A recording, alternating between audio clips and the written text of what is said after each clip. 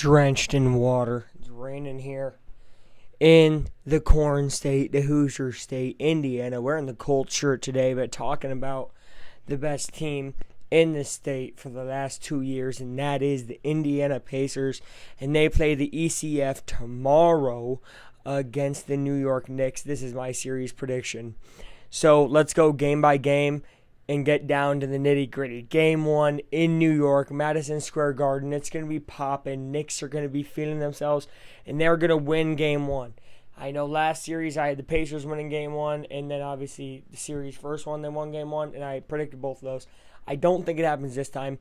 I think the Knicks are riding a high of beating the real number one, in my opinion, in the East, which was the Celtics. I think they're better than the Cavs just a little bit. So I think the Knicks are able to take down the Pacers Game 1 in MSG. I think Game 2, however, goes the other way. And I think this starts a win streak for the Pacers. I think they're going to be able to figure out what this Knicks team really looks like, fully healthy in a playoff environment, just like they got knocked in the mouth. Again, Game 1, I'll be honest, Pacers might get knocked in the mouth.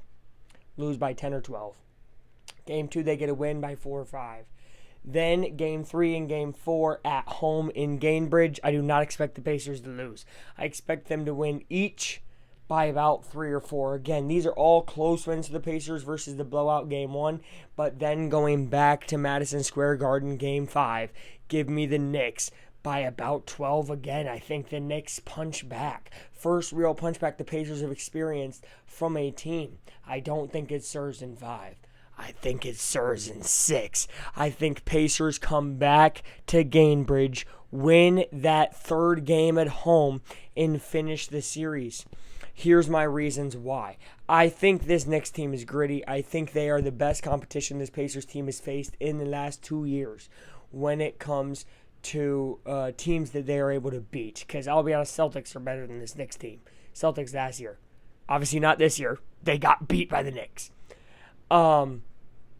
So this Knicks team's gritty. They're gonna fight hard. They have good rotation, but it comes down to two real things for me. And that number one is the chemistry of a team. I think Cat's a great addition to New York. I don't think he's played with them long enough to not have mental errors here and there. I've seen it all throughout the season for them, where Cat's sometimes just not on the same page because he's only been there for a year. Versus his Pacer team, everybody who's on the court together, other than Thomas Bryant, has been together for at least 2 seasons and 2 playoff runs. That is going to be huge. And number 2, and I never thought I would say this in a video, and this is basically how I'm going to leave it. Rick Carlisle, I'm sorry, you are the difference maker here. I think he's a very, very well put together coach, and he's going to out-coach Thibodeau, and that's going to lead to a win in 6. I don't think that this series goes to 7 like a lot of places are saying, and I also don't think that this game is going to be a 4 or 5 gamer in either direction. This Knicks and Pacers team are both super well put together. If you have this in less than 6 games, I kind of question what you got going on. Maybe you just like that Pacers keep winning in 5.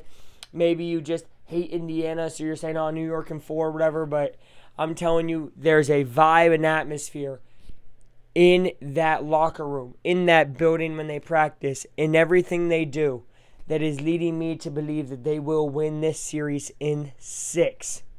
It's what I've thought for the past probably 3 or 4 days. I just didn't want to make a video back then. But I got the Pacers in 6.